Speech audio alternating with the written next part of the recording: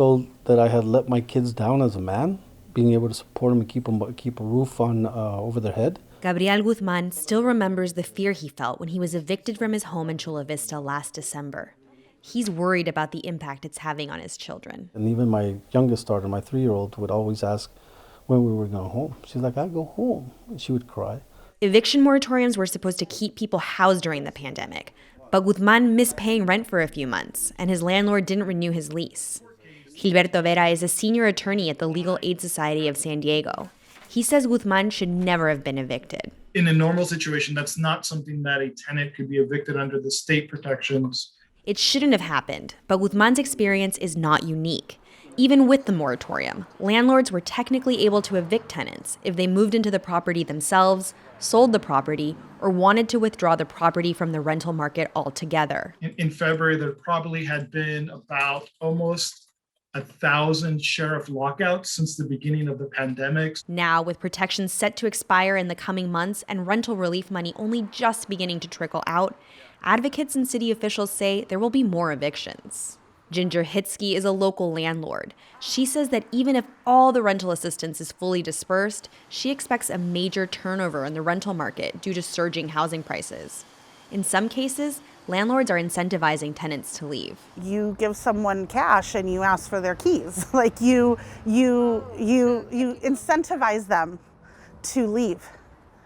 You give someone $2,000, $3,000 to leave. If you can recover, if you can increase rents so that in the next 12 months you could make an additional $4,000, it's worth it to you. San Diego is particularly vulnerable to evictions because it doesn't have an established housing rights culture, according to Grace Martinez, director of ACE San Diego, a tenants' rights organization. If you go to LA, a tenant receives a notice and they will think, where do I need, how do I fight this? In San Diego, when a tenant receives a notice, they're thinking, where am I going to find a place to live? Martinez says San Diego needs to create a culture where people know their rights. A big part of that is having access to legal help. But according to the left-leaning Center for American Progress, nationwide, only 10% of tenants have legal representation in court cases, compared to 90% of landlords. Vera says without legal help, tenants can find themselves on the street fast. Eviction cases are one of the fastest moving lawsuits through the court systems.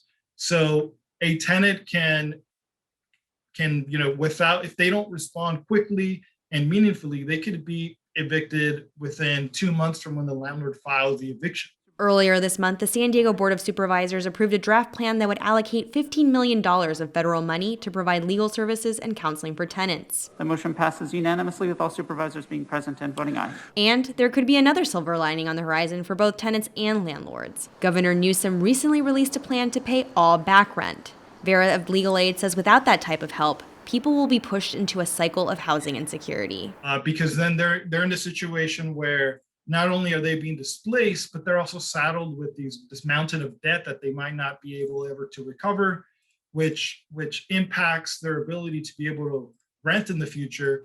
Despite all of these programs, Guzman, the Chula Vista tenant, is still uncertain about what the future holds once all the protections are gone. I understand what people are going through. They want to get back to normal life, but we're going to pay the price. He found a new place to live and is looking for work. But even now, he's worried he'll be evicted again. Cristina Kim, KPBS News.